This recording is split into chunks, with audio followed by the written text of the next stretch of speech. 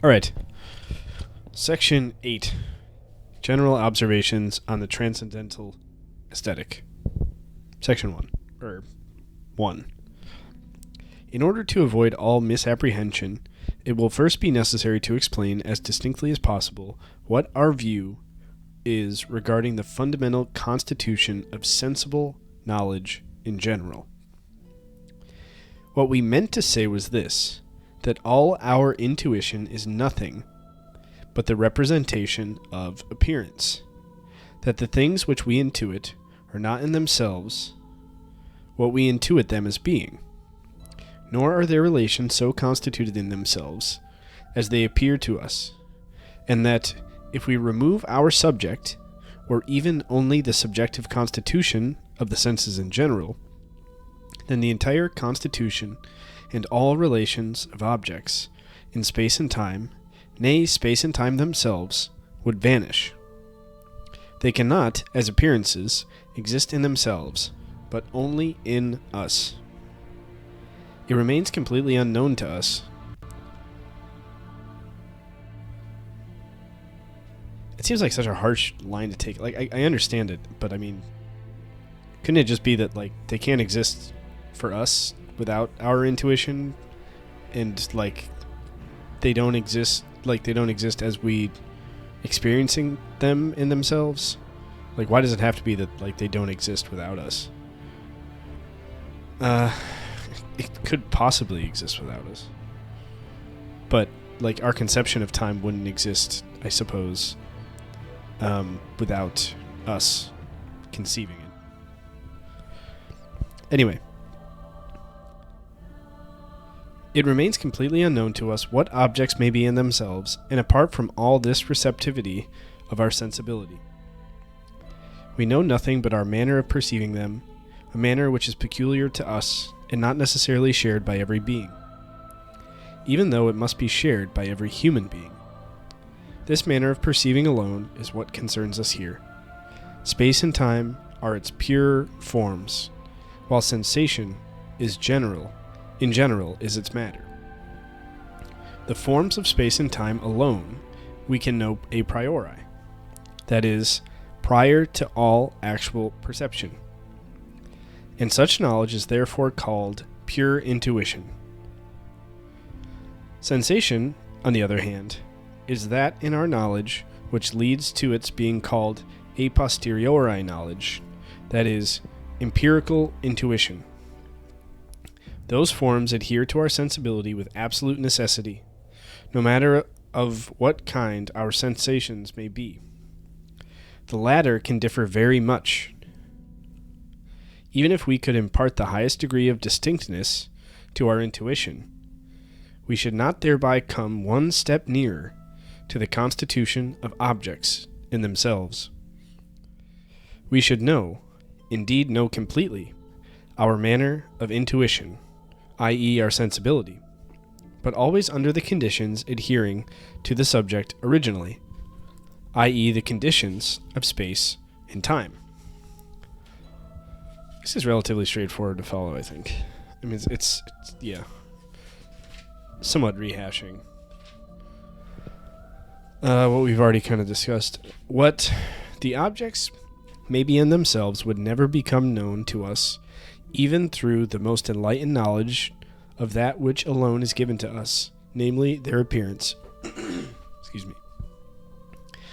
It would falsify the concept of sensibility and of appearance, and render our whole doctrine of it useless and empty, if we were to accept the view that our entire sensibility is but a confused representation of things, containing only what belongs to them in themselves, though containing it smothered under the accumulation of characteristics and partial representations, which we do not consciously disentangle.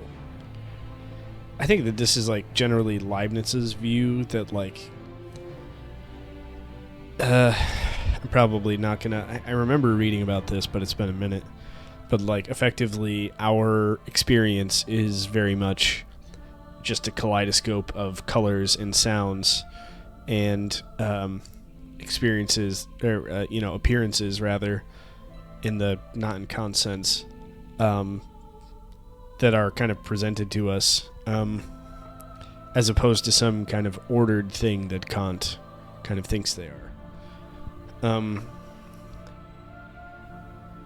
The difference between an indistinct and a distinct representation is merely logical and does not touch the content. Thus, the concept of right... The difference between an indistinct and distinct representation is merely logical and does not touch the content. Thus, the concept of right, as used by common sense, contains all that the subtlest speculation can draw out of it, except that in its ordinary and practical use we are not conscious of the manifold representations contained in these thoughts. But no one could therefore say that the ordinary concept were sensible and contained a mere appearance, for right can never be an appearance. Its concept rather belongs to the understanding, and represents a constitution, the moral constitution, of actions which belong to them in themselves.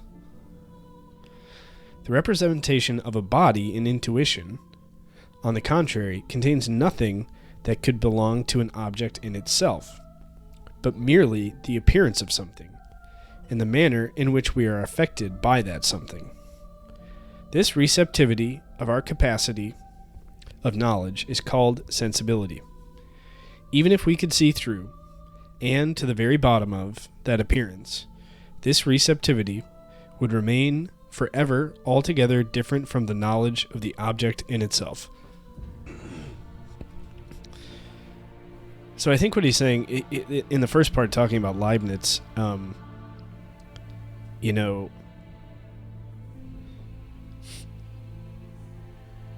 think he's making the point that like Leibniz is saying that it's just like color, noise, taste, sound, and then we add logic to it or something, and that's how we get experience. And I think that Kant is rejecting that. And he uses the concept of right. So I'm just going to reread that. Thus, the concept of right as used by common sense contains all that the subtlest speculation can draw out of it, except that in its ordinary and practical use we are not conscious of the manifold representations contained in these thoughts.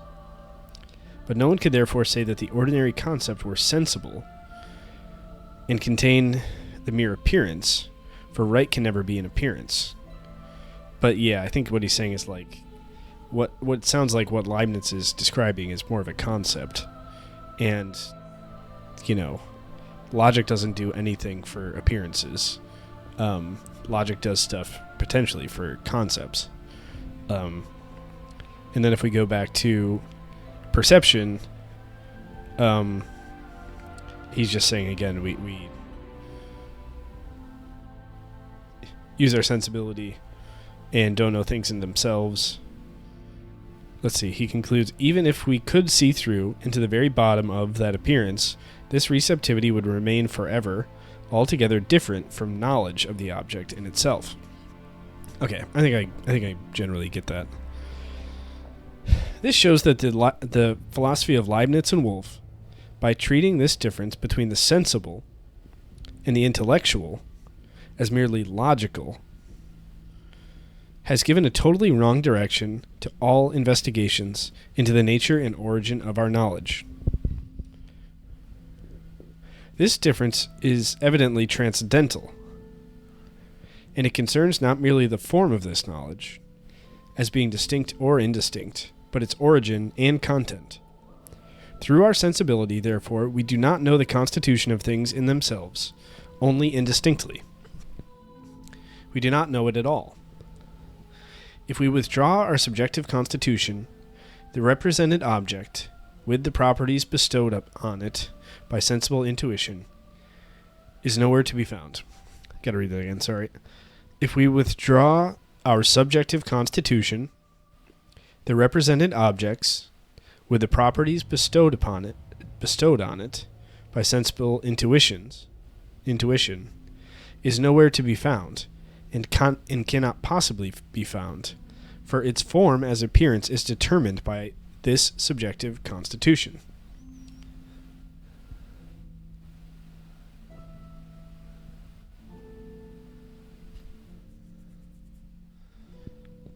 We commonly distinguish in appearances that which essentially adheres to their intuition and holds for the sense of every human being, from that which belongs to their intuition only contingently, being valid not for the relation of sensibility in general, but only for a particular position and organization of this or that sense.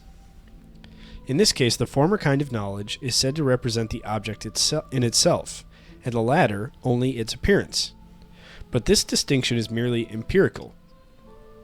If, as generally happens, people are satisfied with this distinction, without, again, as ought to happen, treating that empirical intuition itself as a mere appearance, in which nothing belonging to anything in itself can be found, then our transcendental distinction is lost. I'm fucking lost.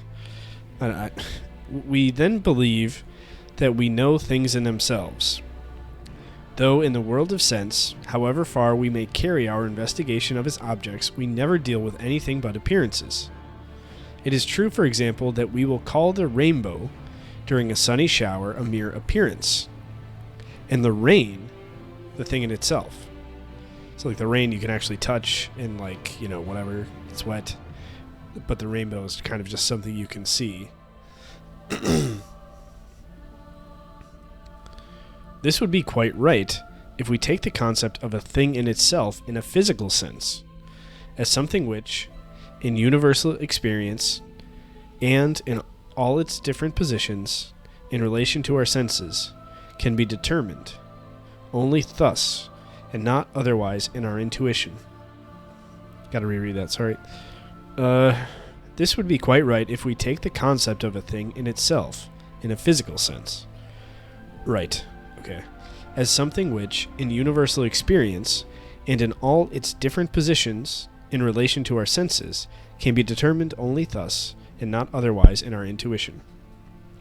But if we take this empirical something in general, and ask, without considering whether it is the same for every human sense, whether it also represents an object in itself, not the drops of rain, for these are already, as appearances, empirical objects, then the question as to the relation of the representation to the object becomes transcendental.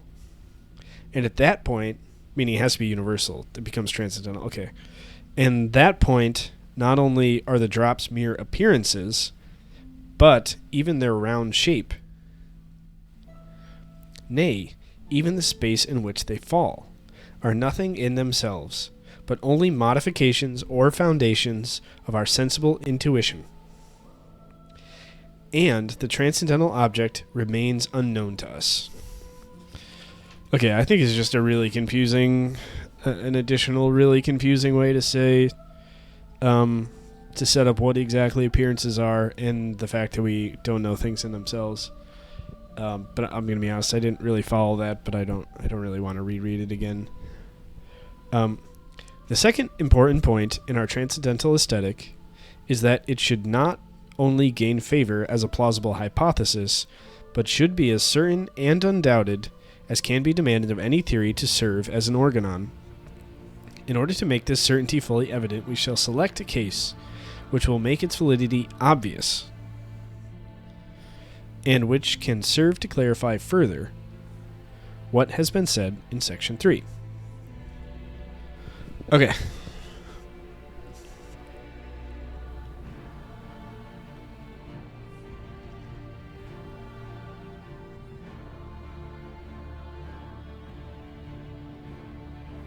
Let us suppose that space and time are in themselves objective, and are conditions of the possibility of things in themselves. Okay?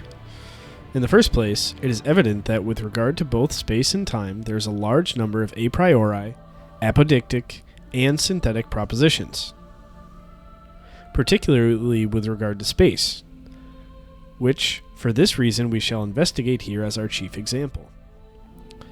As the propositions of geometry are known synthetically a priori, And with apodictic certainty, I ask, whence do you obtain such propositions? And what does the understanding rely on in order to arrive at such absolutely necessary and universally valid truths? There is no other way but through concepts or through intuitions. And these are both given either a priori or a posteriori. The latter, intuitions, the latter ones, namely empirical concepts. A posteriori, he means. Okay. The latter ones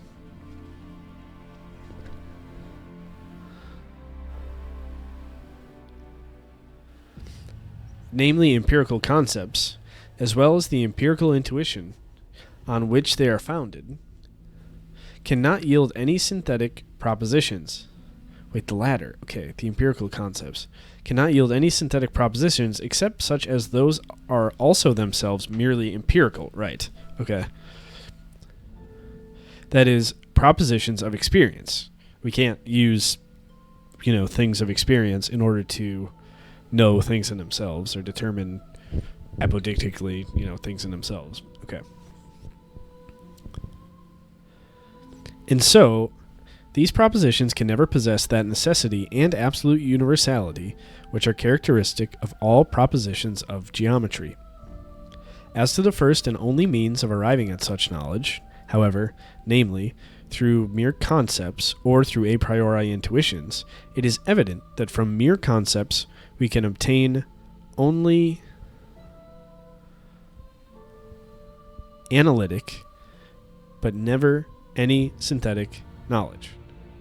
That makes sense. So if you have a concept or something, it is kind of a self-contained thing. It's an understanding of a specific thing, and you can't necessarily... But at other times, I feel like he says, we can, but I don't know. Take the proposition that two straight lines cannot enclose a space, and therefore cannot form a figure, and try to derive from it the concept of straight lines and the number 2. Can't do it. Or take the proposition that with 3 straight lines it is possible to form a figure, and try similarly to derive this only from these concepts. All your labor will be lost, and in the end you'll be obliged to have recourse to intuition, as is always done in geometry. And I think kind of what he's saying is if you have this idea of I'm going to give you the idea of lines, and I'm going to give you the idea of 2, or vice versa. I'm going to give you the idea of 2 lines can never enclose a space. Can you figure out 2 in lines in that, just based on that sentence? And the answer is you would have to resort to your intuition, probably in a case of geometry, considering things in your mind's eye and trying to figure out propositions based on that.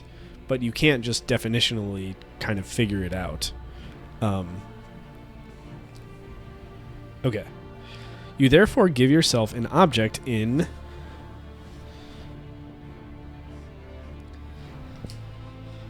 Oh, sorry, I have to check my phone. All good. You therefore give yourselves an object in intuition. But of what kind is that intuition? Is it a pure a priori intuition or an empirical one?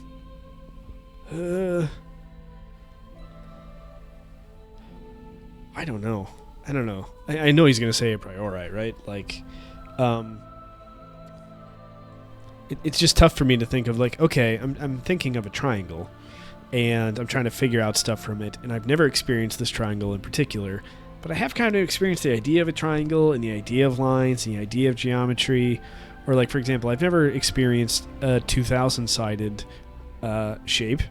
But I can't really picture that in my head because I'm not smart enough. But I have kind of the building blocks to put that together. It doesn't feel like I'm just creating it, completely absent my experience in the world. A priori, as Kant's putting it. I know he's going to say that, but I kind of struggle with this. Again, I know I haven't necessarily experienced that, And I know I haven't, I'm kind of putting a bunch of stuff together, maybe through intuition and, this is the point he's making, maybe through intuition and through, kind of reasoning and picturing stuff. But it kind of feels like I am drawing on my experience to do that, if that makes sense.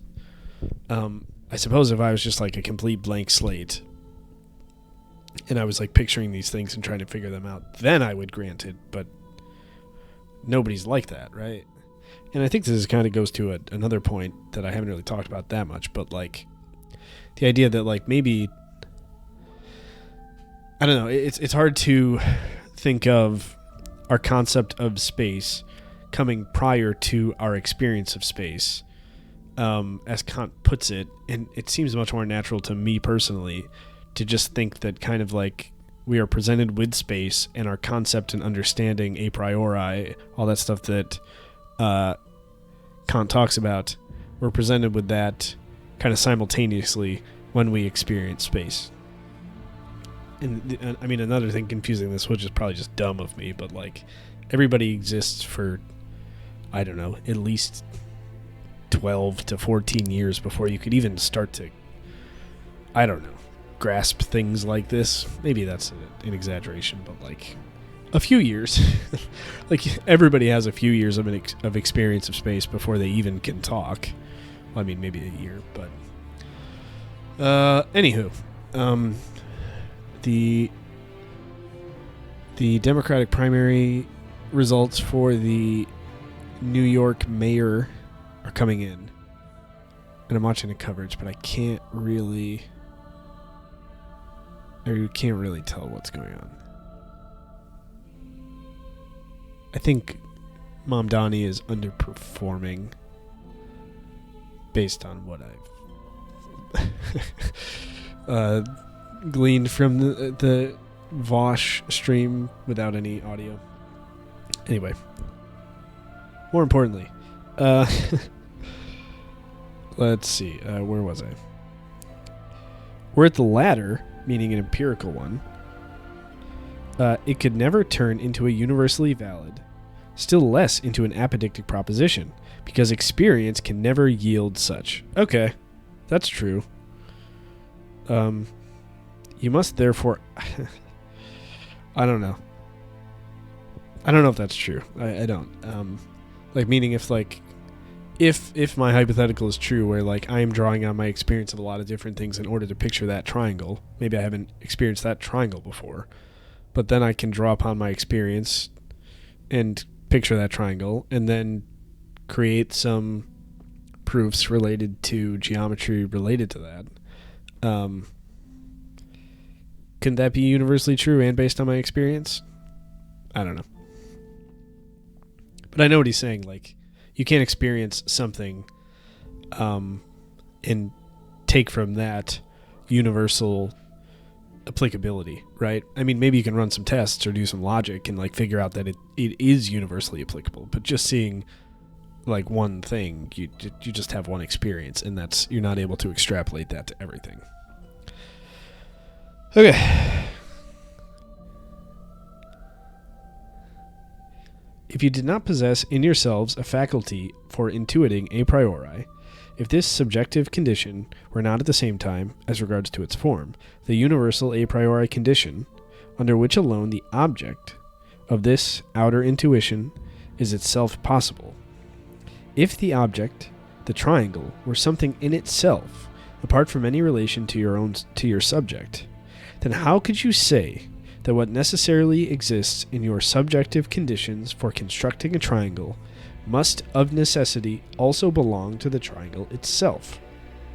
For you could not add something entirely new, the figure, to your concepts of 3 lines, something which would necessarily have to be met with in the object, since this object is given not through but prior to your knowledge. If, therefore, space, and also time, were not a mere form of your intuition, an intuition which contains a priori conditions, under which alone things can be external objects to you, while without these subjective conditions, these objects are nothing in themselves, You could not a priori and synthetically establish anything about external objects. If therefore, I'm going to reread that, sorry. If therefore, space and also time were not a mere form of your intuition, an intuition which contains a priori conditions under which alone things can be external objects to you, while without these subjective conditions, these objects are nothing in themselves. Okay, we've talked about that. You could not a priori, if they were nothing, and synthetically, establish anything about external objects. Okay. It is therefore certain beyond the reach of doubt, and not merely possible or probable, that space and time are necessary conditions of all outer and inner experience, and are merely subjective conditions of all our intuition, and that in relation to these conditions all objects are therefore mere appearances, and do not exist for themselves, as things given to us in this way. Hence, so far as their form is concerned, much can be said a priori about these objects, but nothing can ever be said about the thing in itself which may underlie these appearances.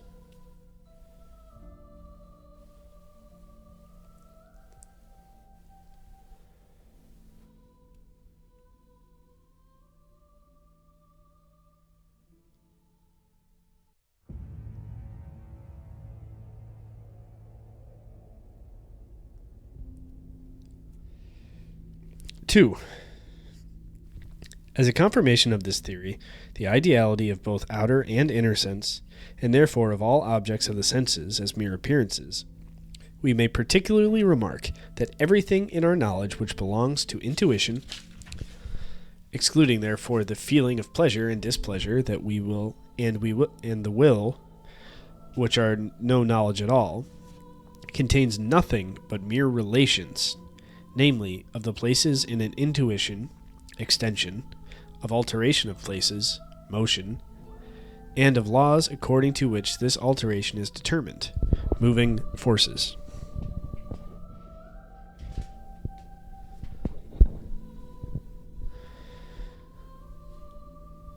Nothing is given to us thereby as to what is present in that place, or what is active in the things themselves, besides the alteration of place.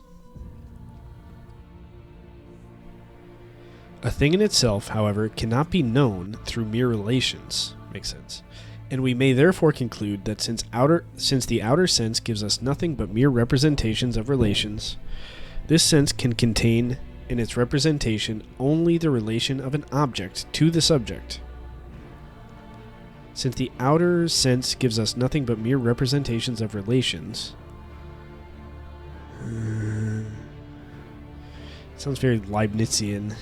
This sense can contain in its representation only the relation of an object to the subject. And I think the subject is the important part, but Kant adds it to make it not Leibnizian, and not the inside pertaining to the object in itself. The same applies to inner intuition. Not only do the representations of the outer senses constitute the proper material in it which we fill our mind, but the time in which we place these representations, and which itself precedes our consciousness of them in experience, and underlies, as formal condition, the matter in which we place them in the mind, already contains relations of succession, simultaneity, and that which must be simultaneous with succession, the permanent. Now that which, as representation, can precede every act of thinking, anything is intuition.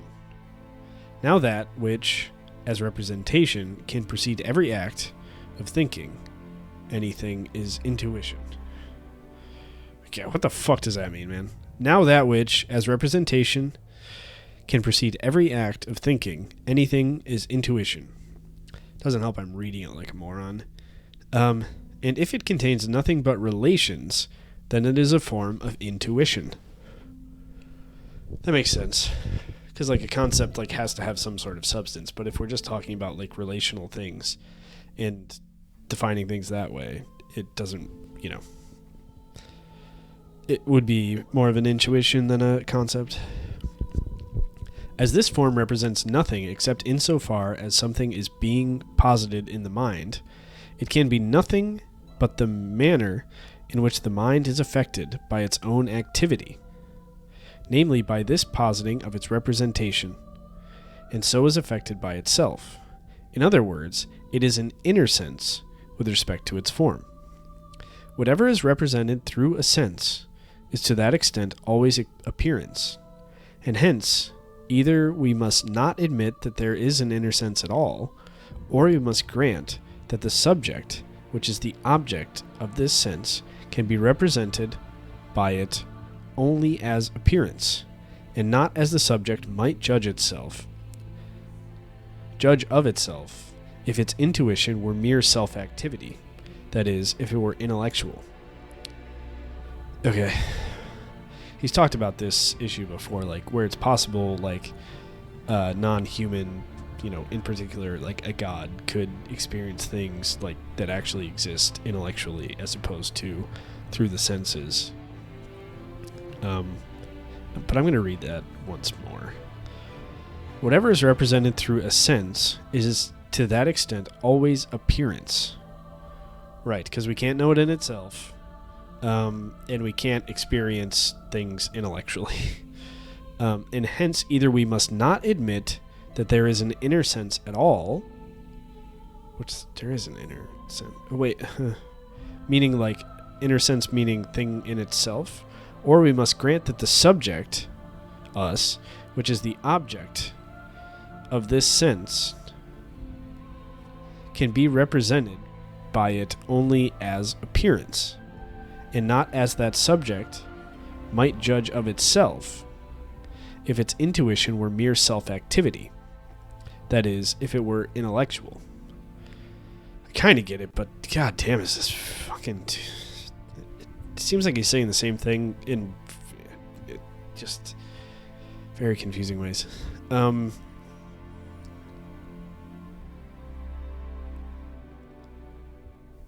What underlies this whole difficulty here is now a subject can internally intuit itself, and this difficulty is common to every theory. The consciousness of itself, apperception, is the simple representation of the I, and if by it alone all the manifold in the subject were given self-actively, meaning like the stuff I'm experiencing were given to me by myself, the inner intuition would be intellectual, right? In human beings, this consciousness requires inner perception of the manifold, which is given in the subject antecedently. And the manner in which this manifold is given in the mind, without spontaneity, must, on account of this distinction, be called sensibility. That's how humans experience stuff. Sensibility, not intellectually. Meaning we can't think of something and have it actually be there. We can have it be an intuition in our mind, but it's not actually going to be an appearance, and it's certainly not going to be a thing in itself. If the faculty of becoming conscious of oneself is to seek for, apprehend, what lies in the mind, then it must affect the mind, and only in this way can it produce an intuition of itself. But the form of this intuition, which antecedently lies in the basis of the mind, determines, in the representation of time, the manner in which the manifold exists together in the mind. For this capacity then does not intuit itself, as it would represent itself immediately and self-actively, but according to the manner in which it is affected from within, and consequently intuits itself as it appears to itself, not as it is. Oh gosh, I need to take a break.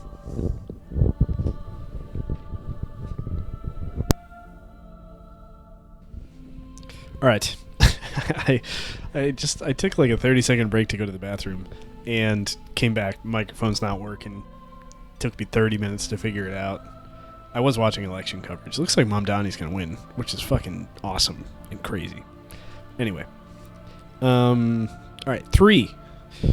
When I say that the intuition of external objects and the self-intuition of the mind represent, in space and time, both these objects and the mind as they affect our senses, that is, as they appear, I do not mean that these objects are a mere illusion. This is something like important that like Kant really wants to tease out, that like appearances are very different than like, I don't know, Cartesian illusions, like not knowing whether things are real. They are real and they are our experience, but they are appearances as opposed to things in themselves.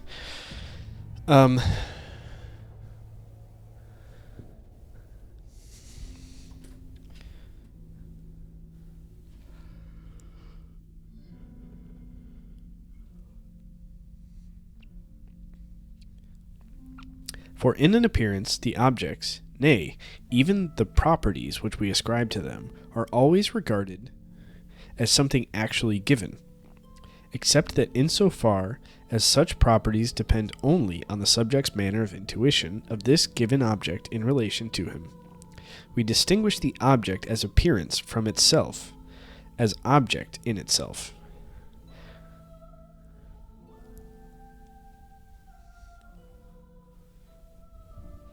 Thus, when I assert that the quality of space and of time, in accordance with which, as a condition of their existence, I posit both bodies and my own soul, because the inner sense is, time is the inner sense, his own soul, lies in my manner of intuition and not in those objects in themselves. I am not saying that bodies merely seem to be outside of me, or that my soul only seems to be given in my self-consciousness. It would be my own fault if I made a mere illusion out of that which I ought to count as appearance.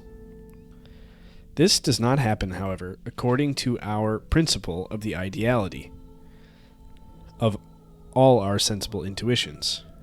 On the contrary, it is only when we attribute objective reality to those forms of representation that we cannot prevent everything from being thereby transformed into a mere illusion. Gotta read that again. On the contrary, it is only when we attribute objective reality to those forms of representation that we cannot prevent everything from thereby being transformed into a mere illusion. Why is that?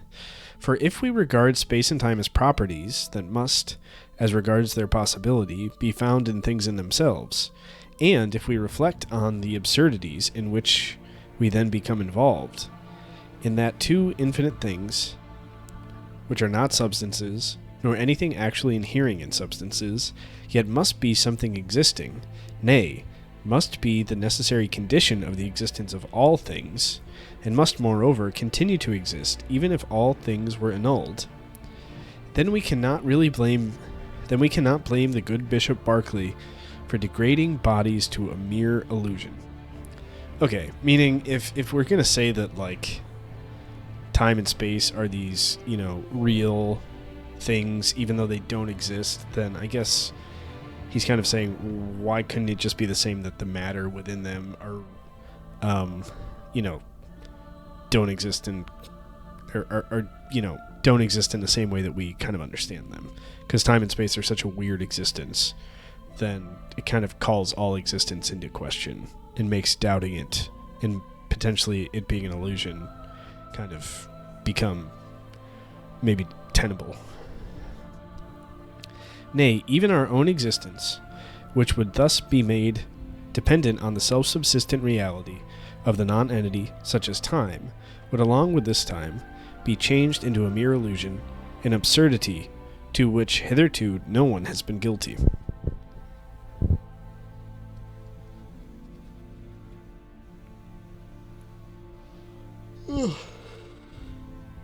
I'm tired. 4. In natural theology, when we think an object which not only can never be an object of intuition to us, but which cannot be an object of sensible intuition even to itself, we take great care to remove the conditions of space and time from its intuition. For all its knowledge must be intuition, and not thought, which always involves limitations.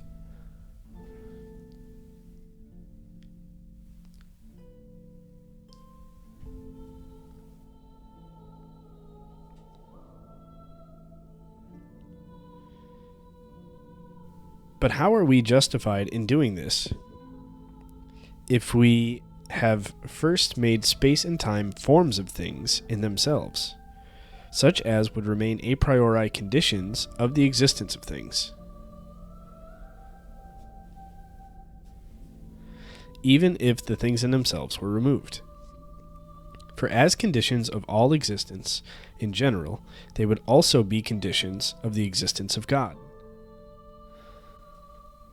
If we do not wish to change space and time into objective forms of all things, the only alternative is to make them subjective forms of our inner as well as outer manner of intuition, which is called sensible for the very reason that it is not original. That is, it is not such that through this intuition itself the existence of its object is given. Such an intuition, so far as we can understand, can belong only to a primordial being. Okay. Our manner of intuition is dependent on the existence of the object, and therefore is possible only if the subject's capacity for representation is affected by the object. Right. And some god could, not have, experience things that actually exist in the same way. Could experience them intellectually, for example.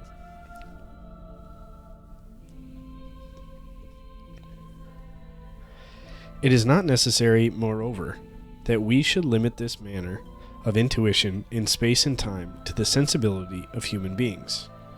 It may be that all finite thinking beings must necessarily agree with us in this regard, though we cannot decide this. But however universal this manner of intuition may be, it does not therefore cease to be sensibility.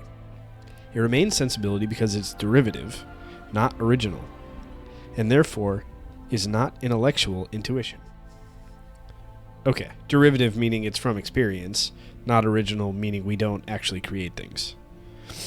For the reason just set forth, such intellectual intuition seems to belong solely to the primordial being, and never to a being that is dependent, both in its existence and in its intuition, an intuition that determines its existence by reference to given objects. This latter remark, however, must be taken only as an illustration of our aesthetic theory, and not as the basis of its proof.